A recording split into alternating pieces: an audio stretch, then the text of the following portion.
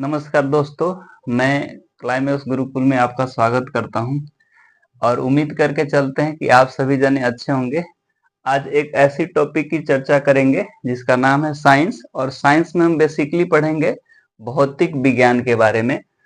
और भौतिक विज्ञान के कई एक चैप्टर होते हैं, जिसमें पहला चैप्टर आता है जैसे भौतिक राशि और उसकी बीमा। लेकिन सबसे पहले जानने की कोशिश करेंगे कि भौतिक विज्ञान होता क्या है और इसकी थोड़ा सा डेफिनेशन के बारे में चर्चा कर लेंगे। एक्चुअली भौतिक विज्ञान है ना, ये जो शब्द निकल कर आया है ना, ये फ्यूसिस से निकल कर आया है। फ्यूसिक एक शब्द होता है जिसका मतलब होता है नेचर। हिंदी में इसको बोलते हैं प्रकृति। इसका मतलब भौतिक विज्ञान एक विज्ञान की ऐसा शाखा होता है जिसके अंतर्गत हम प्रकृति तथा उसमें होने वाली घटनाओं की अध्ययन करते हैं। फॉर एग्जाम्पल, प्रकृति में कौन कौन सी घटना होती है, जैसे सुबह के दौरान जो सूर्य है वो लाल रंग के दिखाई देता है, रात में तारे टिमटिमाते हुए नजर आते हैं, या कोई भी व्यक्ति चलता है तो उसके पीछे कारण क्या है, कोई ना कोई रीजन रहा होता है। जैसे कोई भी व्यक्ति के चलने का पीछे एक रीजन होता है, दैट इज, उस रीजन का नाम है बल। तो बल के अध्ययन जिस भी ब्रांच में करेंगे ना, उसी का नाम देते हैं एक्चुअली भौतिक विज्ञान। तो भौतिक विज्ञान का बेसिक मीनिंग होता है कि प्रकृति में होने वाले जितने सारे घटना हैं, सारे का अध्ययन ही किस में करते हैं, भौतिक विज्ञान के अंतर्गत करते हैं। इसमें अपन पहला टॉपिक पढ़ेंगे जिसका नाम है भौतिक राशि और उसकी बीमा। तो ये जानने की कोशिश करेंगे कि भाई भौतिक राशि क्या होता है, और जब कोई राशि डिफाइंड होता है तो उसको बीमा हम कैसे कैलकुलेट करते हैं, उसके बारे में भी चर्चा करने की कोशिश करेंगे। तो भौतिक राशि का सिंपल मीनिंग होता है एक ऐसी क्वांटिटी जिसको हम मेजर कर सकते हैं, माप कर सकते हैं, या फिर जिसे तौला जा सकता है, वो कहलाता है भौतिक राशि। तो जिसे मापा या तौला जाए, जिसे मापा या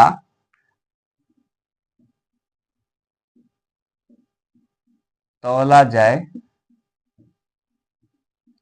वह भौतिक राशि कहलाता है।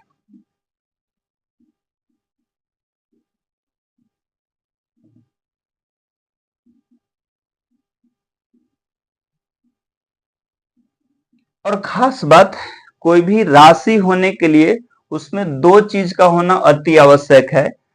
पहला बोला जाता है कि उसका न्यूमेरिकल वैल्यू, मतलब उसका आंकिक मान।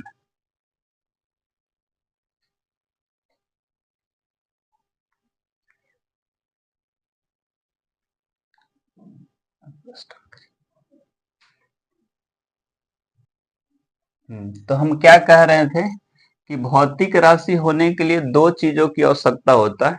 मतलब भौतिक राशि दो चीजों से मिलकर बना होता है।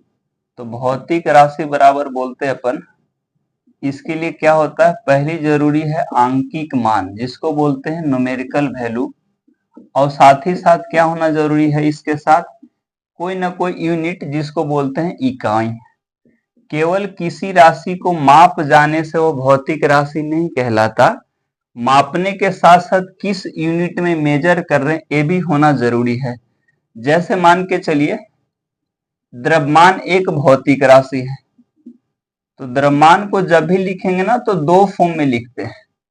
एक इसका न्यूमेरिकल वैल्यू, फॉर एग्जांपल जैसे लेते हैं 5 केजी, कोई एक द्रव्यमान है, तो 5 उसको क्या रिप्रेजेंट करता है, वह उस भौतिक राशि की अमाउंट को बताता है। और केजी क्या रिप्रेजेंट करता है कि उस भौतिक राशि को किस यूनिट में अपन मेजर कर रहे हैं। इसका मतलब यदि किसी क्वांटिटी के पास दो चीज है कम से कम, तभी भौतिक राशि कहलाएगा, वरना केवल मेजर कर की जाने वाली चीज भौतिक राशि नहीं होता। मेजर करने के साथ साथ उसका यूनिट भी होना अति आवश्यक है। इसका मतलब भौतिक राशि कभी भी पहचानना, जैसे एक एग्जांपल आता है कि बताइए प्रेम एक भौतिक राशि है या नहीं। प्रेम जनरली तो अमाउंट में इसको व्यक्त कर देते हैं कि प्रेम बहुत गहरी है, लेकिन इसको यूनिट क्या देंगे, क्योंकि इस स्थिति में यूनिट इसका पता नहीं होता, इसलिए इसको हम भौतिक राशि के अंतर्गत नहीं करेंगे। इसी तरह से एक होता है घिरना, इसको भी भौतिक राशि नहीं करेंगे। इसका रीजन क्या है, इसको माप तो सकते हैं लेकिन मापने का कोई यूनिट नहीं है। This is the reason because this is not considered as a physical quantity. तो फिजिकल क्वांटिटी होने के लिए कम से कम दो चीज का आवश्यकता होता है, एक उसकी आंकिक मान और दूसरा का उसे किस यूनिट में अपन मेजर कर रहे हैं।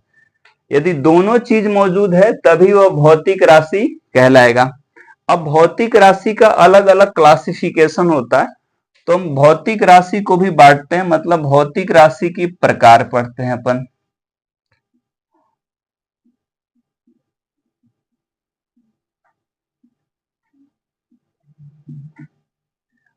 जब भौतिक राशि के क्लासिफिकेशन किया जाता है तो इसका अलग अलग बेसिस होता है। एक बोलते हैं कि भाई on the basis of dependency, एक राशि दूसरे राशि पर निर्भर कर रहा है नहीं उसके बेसिस पे। और दूसरा कैटेगराइज करते हैं on the basis of direction, मतलब दिशा के आधार पर भौतिक राशि की प्रकार क्या होता है। दूसरा निर्भरता के आधार पर कि कौन राशि एक दूसरे से निर्भर करता है या फिर एक दूसरे से निर्भर नहीं करता।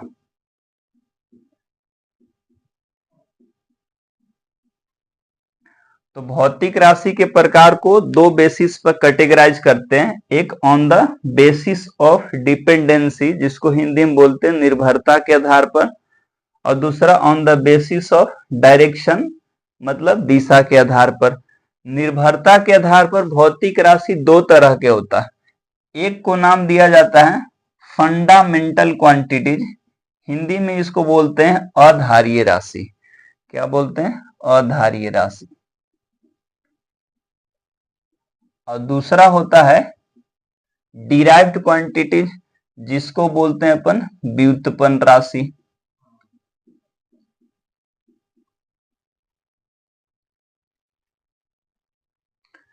अब अधारीय राशि का क्या मीनिंग है इसके बारे में भी चर्चा करेंगे।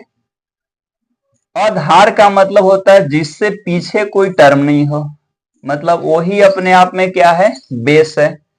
जैसे मान के चलिए किसी इंग्लिश सीखते हैं ना, तो इंग्लिश सीखने से पहले सीखते हैं अल्फाबेट के बारे में। तो अल्फाबेट होता क्या, इंग्लिश सीखने का एक बेस होता है, फंडामेंटल्स यूनिट होता है। उसी तरह किसी भी राशि को सीखने के लिए जो पहला राशि होता है ना, वो आधारीय राशि होता है। तो आधारीय राशि का मतलब होता है कि वह राशि जो अपने आप में बेस की तरह काम करे, मतलब जो राशि किसी दूसरे पर आधारित नहीं हो, अपने आप में आधार के काम करे, मतलब दूसरे राशि से कैसा हो, स्वतंत्र राशि हो। तो बोला जाता है कि जो राशि किसी दूसरे राशि पर निर्भर नहीं करता है ना, उसी राशि को बोल दिया जाता है आधारीय राशि।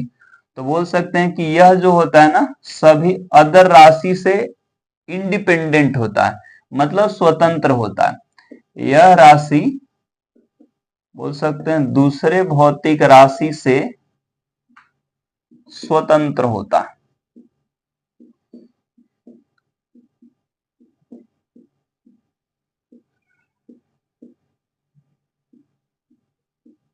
मतलब दुनिया में आया होगा ना, तो सबसे पहले यही भौतिक राशि आया होगा और इसके बाद ही अदर भौतिक राशि अपन सीख सकते हैं। लेकिन ध्यान रखने वाली बात है कि भौतिक जो आधारीय राशि है एक भौतिक राशि का ही प्रकार है, इसकी संख्या फिक्स है। और आधारीय राशि की संख्या कितनी होती है, यह 7 प्रकार के होता है। कितने प्रकार के होता है, तो एक बात कह सकते हैं कि आधारीय राशि की संख्या कितनी होती है, तो आधारीय राशि की संख्या 7 होती है।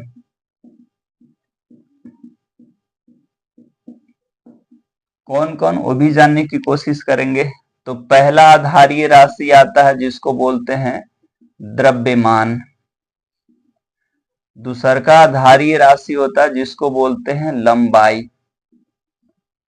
मतलब जितने भी लेंथ अपन मेजर करेंगे या लेंथ के जगह ब्रीथ मेजर करेंगे या एरिया मेजर करेंगे, एरिया मापने के लिए कहीं ना कहीं लंबाई की आवश्यकता होती है, या मान के चलिए आयतन मापने के लिए कहीं ना कहीं द्रव्यमान की आवश्यकता होती है। तो आयतन डिफाइंड ही किसके बेसिस पे होगा, द्रव्यमान के बेसिस पे।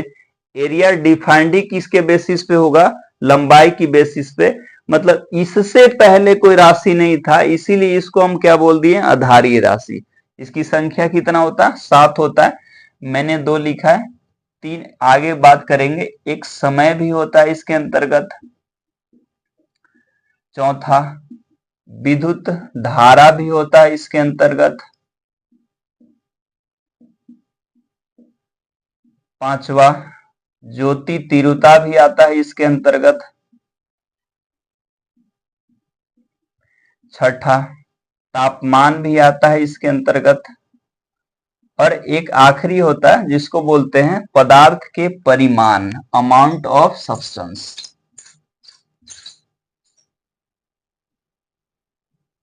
आखिरी होता है पदार्थ के परिमाण। तो जनरली पूछा जाता है कि भाई दुनिया में ऐसे कितने राशि हैं जो आधारीय है, तो दुनिया में केवल मात्र 7 ही ऐसे राशि होता है जो आधारीय होता है। अच्छा, इसके बाद जितने से क्वांटिटी होगा ना, वो इसी 7 क्वांटिटी के बेसिस पर डिफाइंड होगा, मतलब जो भी क्वांटिटी इसके बाद आएगा ना, वो इस पे निर्भर करेगा। ये एक ऐसा क्वांटिटी है जो दूसरे पर निर्भर नहीं करता, तो इसी को नाम दिया जाता है फंडामेंटल क्वांटिटी, या इसको बेस क्वांटिटी भी बोला जाता है। अब व्युत्पन्न राशि का मतलब होता है कि जो राशि किसी दूसरे से उत्पन्न, नाम से समझ में आ रहा है, व्युत्पन्न का संधि विच्छेद करिएगा तो आएगा कि व्युत्पन्न का मतलब कहीं ना कहीं उत्पन्न जैसा शब्द दिख रहा है, इसका मतलब जो राशि आधारीय राशि से उत्पन्न होता है, मतलब क्या कि जो राशि आधारीय राशि पर निर्भर करेगा, वो सारे के सारे राशि क्या कहलाएगा, व्युत्पन्न कहलाएगा। बस इतना सा ध्यान देना है कि 7 को छोड़कर पृथ्वी पर जितने राशि होता है सारे के सारे क्या हो जाएगा, व्युत्पन्न हो जाएगा, क्योंकि आधारीय राशि केवल 7 है, 7 को छोड़कर सारे व्युत्पन्न राशि। तो व्युत्पन्न राशि बोलेंगे कि वैसा राशि जो आधारीय राशि से उत्पन्न होती है, मतलब जिसे व्यक्त करने के लिए आधारीय राशि की आवश्यकता पड़ती है, वो सारे के सारे क्या कहलाएंगे, व्युत्पन्न राशि कहलाएंगे। तो व्युत्पन्न का मीनिंग है कि जो राशि आधारीय राशि से उत्पन्न हो, व्युत्पन्न कहलाता है। जो राशि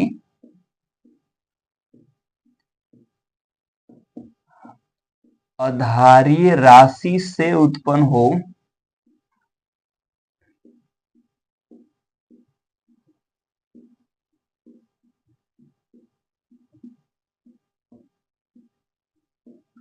व्युत्पन्न राशि कहलाता है।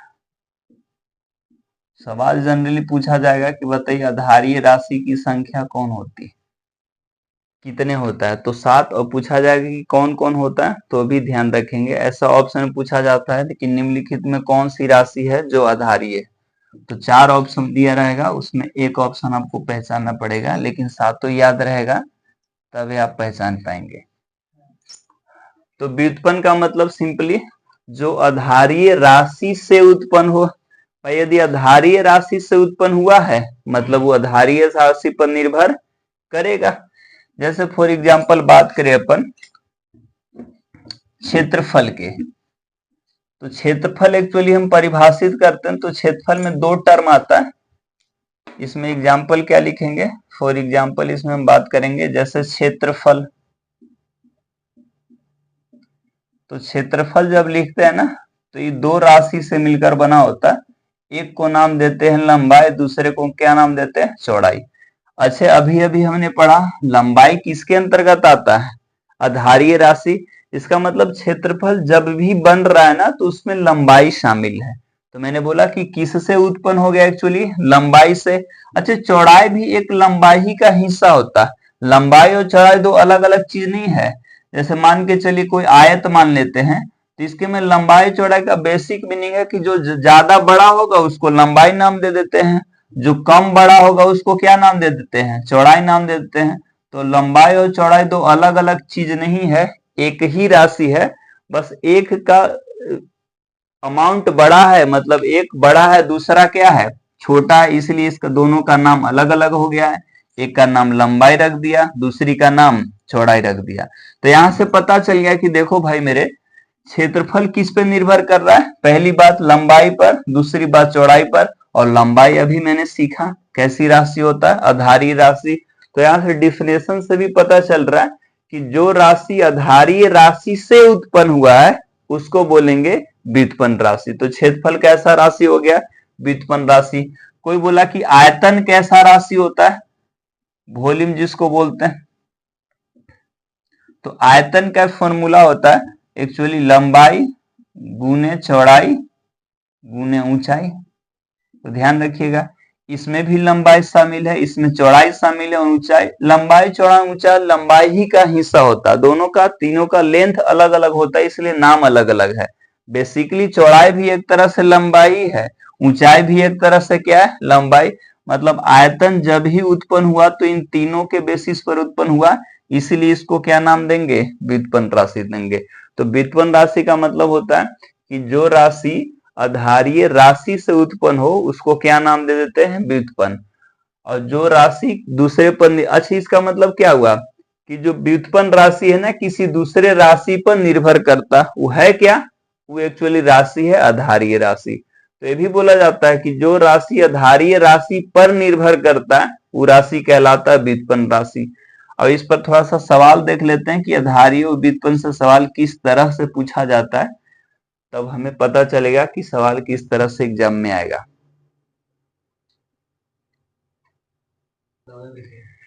चलिए, तो अभी हमने बात किया आधारीय राशि और व्युत्पन्न राशि के बारे में।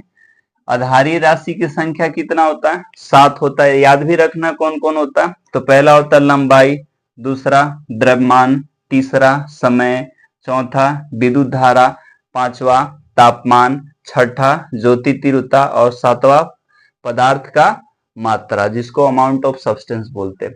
आधारीय राशि जो दूसरे पर निर्भर नहीं करता, मतलब स्वतंत्र होता है। इस पे सवाल किस तरह से पूछा जाता है एग्जाम में? सवाल पूछा जाएगा कि पहचानिए निम्नलिखित में से कौन आधारीय राशि है। निम्नलिखित में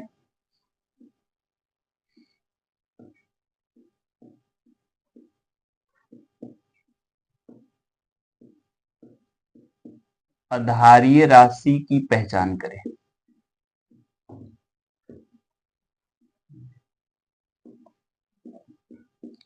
ऑप्शन आपके पास रहेगा, पहला क्षेत्रफल,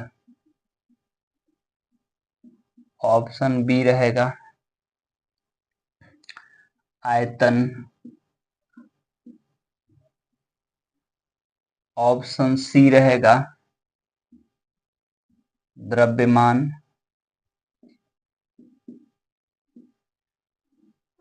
और ऑप्शन डी रहेगा बल।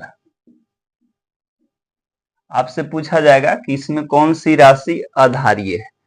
तो आधारीय बता कि आधारीय राशि की संख्या कितना होता है? 7, और जो किसी दूसरे पर निर्भर नहीं करता। लेकिन मैं क्षेत्रफल जैसे ही लिखता हूं तो क्षेत्रफल एक्चुअली लंबाई गुने चौड़ाई होता है।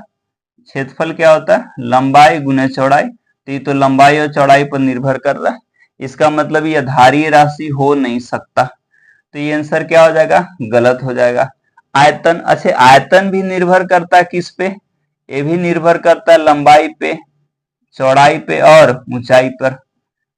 और आधारीय का डिफिनेशन कहता है कि जो दूसरे से कैसा हो? स्वतंत्र हो, मतलब निर्भर ना करे। तो ये भी कैसा होगा? गलत ऑप्शन। मैंने द्रव्यमान लिखाया था कि इसके अंतर्गत, आधारीय राशि के अंतर्गत द्रव्यमान आता है। तो द्रव्यमान अपने आप में इंडिपेंडेंट क्वांटिटी है, मतलब दूसरे क्वांटिटी का जन्म हुआ है तो इसी को आधार मानकर। जैसे बल, बल मैं लिखूंगा तो बल होता है द्रव्यमान गुने त्वरण। तो देखिए बल परिभाषित होने के लिए द्रव्यमान की आवश्यकता है, इसका मतलब बल किस पे निर्भर कर रहा है? द्रव्यमान पे। और जब किसी दूसरे पर निर्भर करने लगता है तो फिर आधारीय नहीं हो पाता, वो क्या हो जाता है? व्युत्पन्न हो जाता है। तो इस तरह से सवाल आता है कि पहचान करो कि कौन आधारीय है और कौन व्युत्पन्न है। तो आपको याद रखना कि आधारीय की संख्या केवल 7 होती है, जिसमें द्रव्यमान भी एक शामिल है। समझ में आई बात? अब एक और सवाल इस पे कर लेते हैं, ये भी जान लेते हैं कि निम्नलिखित में से पूछा जाएगा कि कौन सी राशि व्युत्पन्न है, वो भी जान लेते हैं एक सवाल। तो दूसरा का नंबर सवाल पहचाने बोलेगा कि बताइए निम्नलिखित में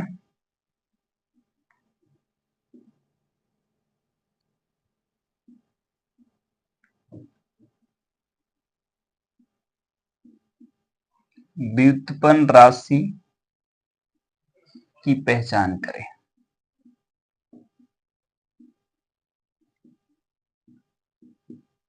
इसमें भी ऑप्शन पहला रहेगा तापमान, ऑप्शन बी रहेगा एक्चुअली ज्योति तीव्रता,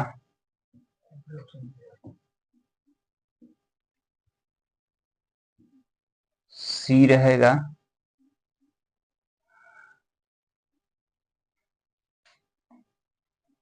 सी मान के चलिए रहेगा द्रव्यमान,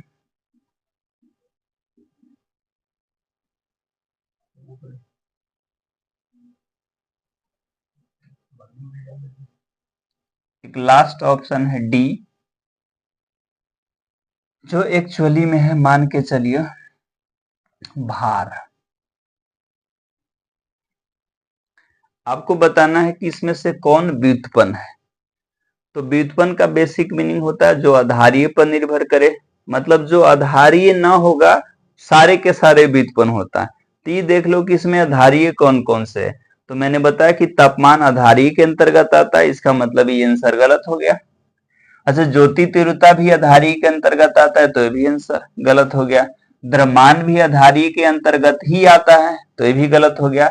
भार ही एकलौता बच गया, तो भार कैसा राशि हो गया, व्युत्पन्न। तो व्युत्पन्न निकालने के लिए बहुत आज झंझट नहीं है, दुनिया के हर राशि 7 को छोड़कर क्या होता है, व्युत्पन्न राशि होता है। तो इस तरह से 2 सवाल पूछे जाते हैं। एक कभी कभी पूछा जाएगा कि आधारीय की पहचान करो, और कभी कभी पूछा जाएगा कि व्युत्पन्न राशि की पहचान करो। तो इजीली तरीके से आप निकाल सकते हैं।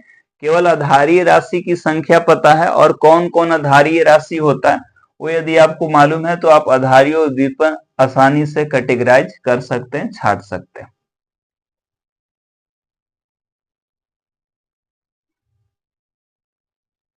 चलिए, तो आज की कहानी को इतने ही पे खत्म करेंगे, और मान के चल रहे हैं कि आपको अभी तक के बाद समझ में आ गया होगा। और यदि आपको चीजें अच्छा लगा, इंफॉर्मेशन समझ में आया, बात समझ में आया, तो आप चैनल को लाइक भी करिएगा, सब्सक्राइब भी करिएगा। और आपके साथ हम जुदा लेते हैं। तब तक के लिए thank you so much. Have a nice day. Bye रहेगा सभी को। जय हिंद।